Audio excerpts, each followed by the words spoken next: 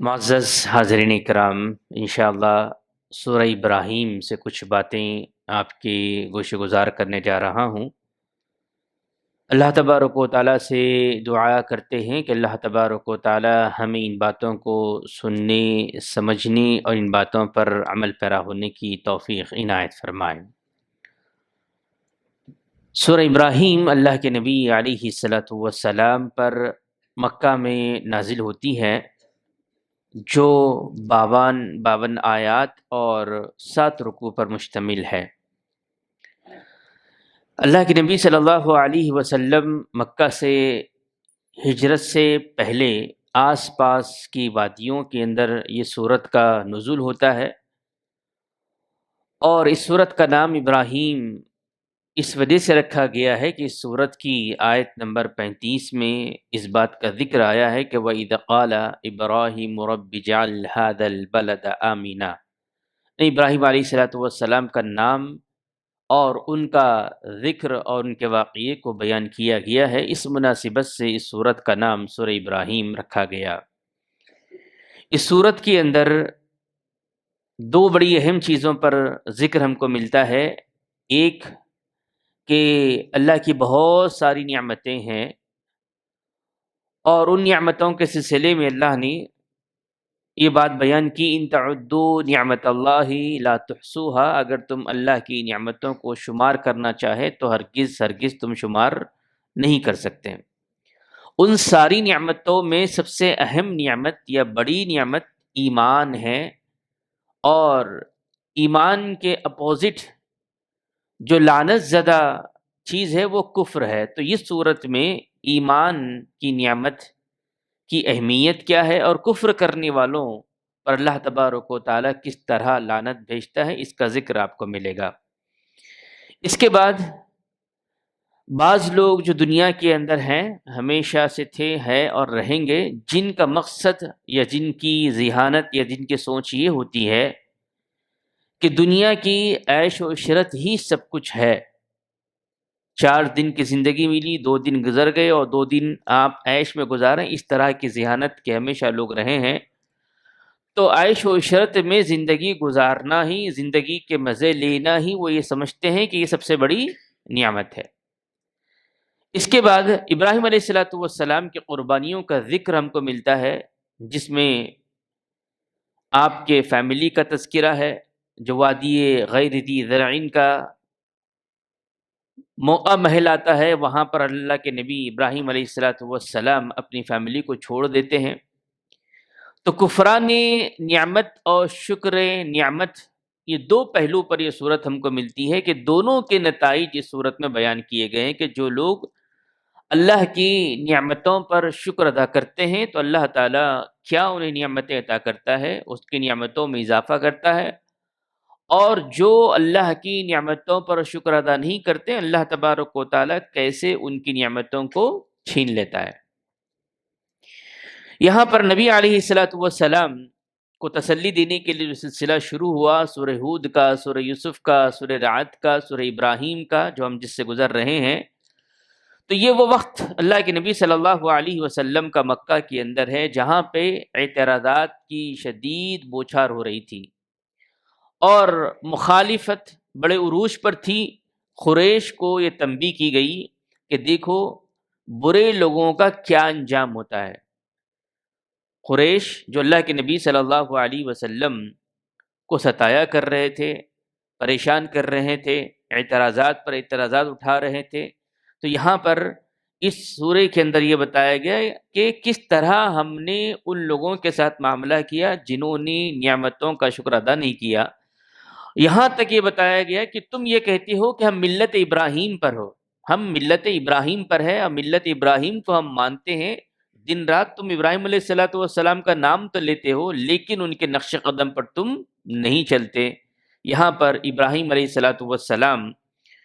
کی قربانیوں میں سے واقعات میں سے ایک واقعہ اور آتا ہے کہ آپ نے خانہ کعبہ کی تعمیر کی، اور تعمیر کرنے کے بعد جو آپ نے اس وقت دعائیں کی تھی خانہ کعبہ کے آبادی کے لیے اور حج کے سلسلے میں،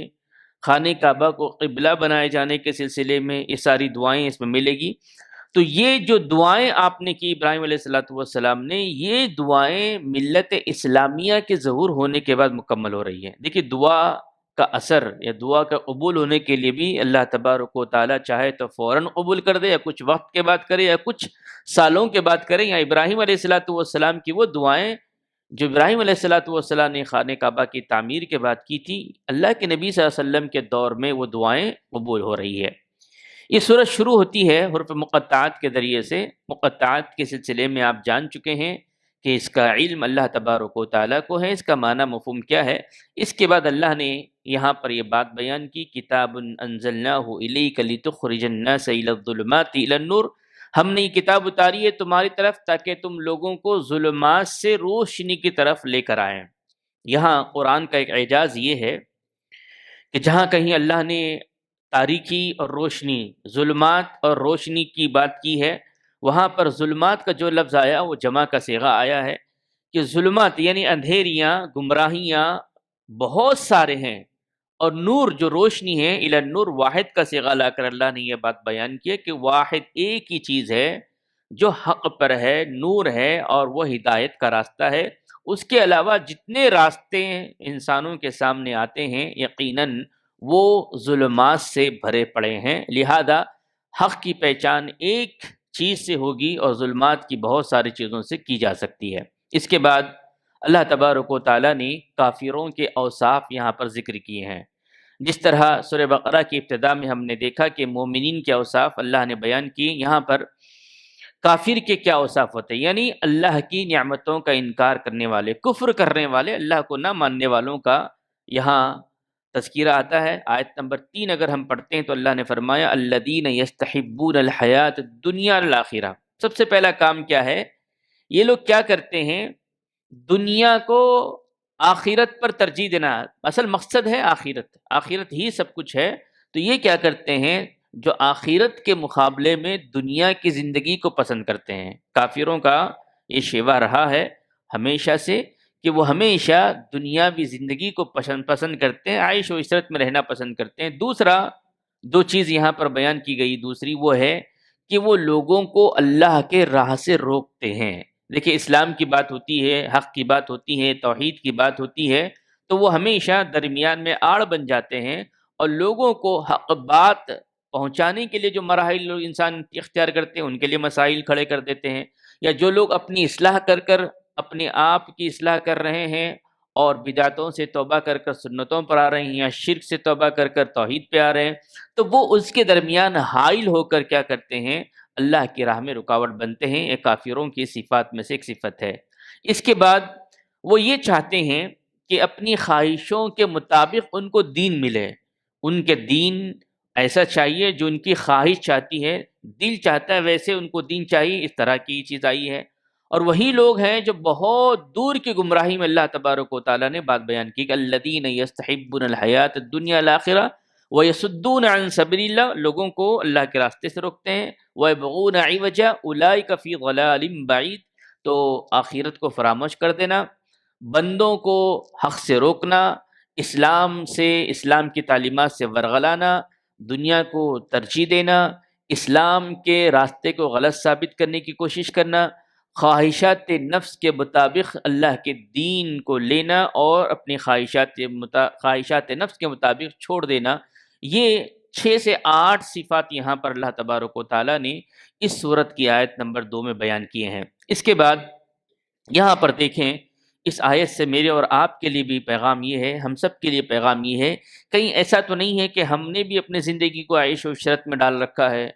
کہیں ہم نے ایسا تو نہیں کیا ہے کہ وہ جو صفات جو کافروں کے ہیں مومنوں کے اندر بھی آ رہے ہیں۔ ہم دیکھتے ہیں تو آج کا تعلیمی مرحلہ اگر دیکھیں، نوجوانوں کی اگر ہم کیفیت دیکھیں یا تاجروں کی کیفیت دیکھیں، علم کے معاملے میں دنیا کے علم حاصل کرنے کے لیے ہزاروں روپیہ، کروڑوں روپیہ، محنت، وقت، ساری چیزیں لگائے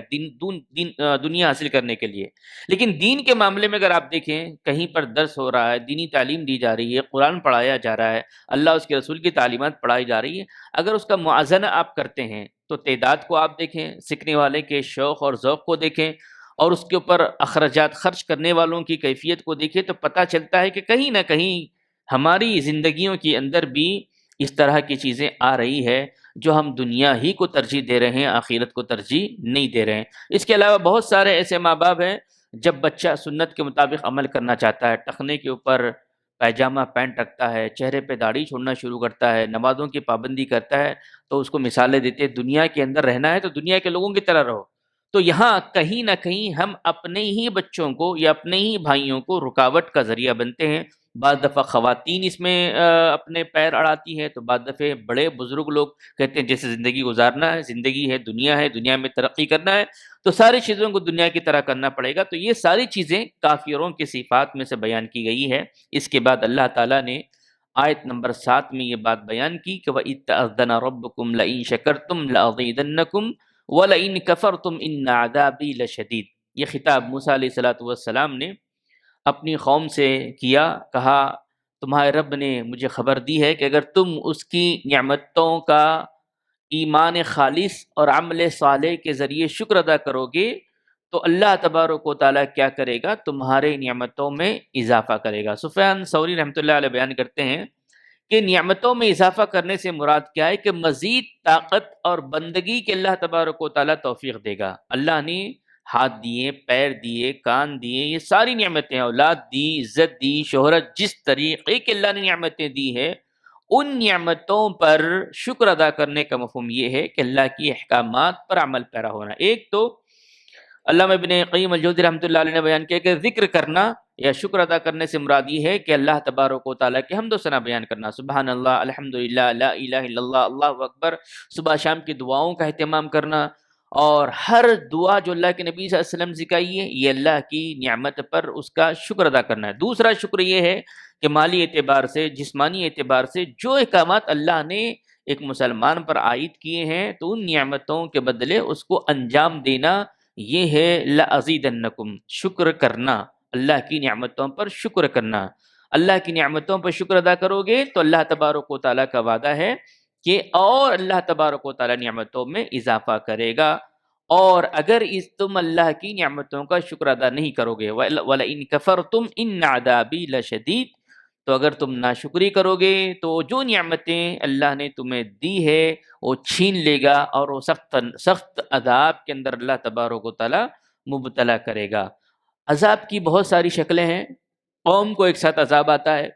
یا انفرادی زندگی کے اندر بھی انسان عذاب میں مبتلا ہوتا ہے، کوئی کسی بیماری کے اندر مبتلا ہے، کوئی کسی پریشانی کے اندر مبتلا ہے، کوئی کسی نہ کسی عذاب کے اندر مبتلا ہے۔ تو کہیں ایسا تو نہیں ہے کہ اللہ کی نعمتوں کا شکر ادا نہ کرنے کی وجہ سے اللہ تعالیٰ نے ایسے مسائل کے اندر گھیر رکھا ہے۔ یہ جائزہ مجھے اور آپ کو لینا ہے کہ ہماری زندگی بڑی پرسکون ہے اور بڑی اصول پسند ہے، اور نظام ایسا ہے ہمارا اسلام کا کہ مسلمان کبھی پریشان نہیں ہو سکتا ہے، لیکن پریشانی آ رہی ہے، آفتیں آ رہی ہے تو کہیں ایسا تو نہیں ہے گناہوں کی وجہ سے نہیں، ذریعہ تو نہیں ہے، یا نعمتوں کا شکر ادا نہ کرنے کی وجہ سے نہیں ہے۔ یہ سب جائزہ لینے کے بعد اگر آپ کو لگتا ہے کہ ساری چیزیں میں کر رہا ہوں اس کے باوجود آ رہی ہے تو پھر یہ ایمان میں اضافے کی دلیل ہے، اور ایمان جیسے جیسے بڑھتا ہے اللہ تبارک و تعالیٰ ویسے بندے کی آزمائش کرتا ہے۔ یہاں پر اللہ تبارک و تعالیٰ نے موسیٰ علیہ السلام کی قوم کا تذکرہ کرتے ہوئے کہا قال موسیٰ ان تکفروا انتم ومن فی الارض جميعا فإن اللہ لغنی حمید، زمین میں رہنے والے سب لوگ مل کر اللہ کا اگر شکر ادا نہ کرے تو اللہ کو کوئی نقصان پہنچنے والا نہیں ہے، اور سب لوگ مل کر اللہ کی ذات پر شکر ادا کریں تو اللہ تبارک و تعالیٰ کی ذات میں کوئی اضافہ ہونے والا نہیں ہے۔ شکر بندے کو ہی فائدہ دیتا ہے اور ناشکری بندے کو نقصان دیتی ہے۔ اس سلسلے میں امام مسلم رحمہ اللہ نے ایک حدیث نقل کی ہے جس کے راوی حضرت ابو ذر رضی اللہ تعالی عنہ وہ بیان کرتے ہیں، یہ حدیث قدسی ہے۔ اللہ تعالیٰ فرماتا ہے اے میرے بندو، اگر تم اول اور آخر، انس اور جنس،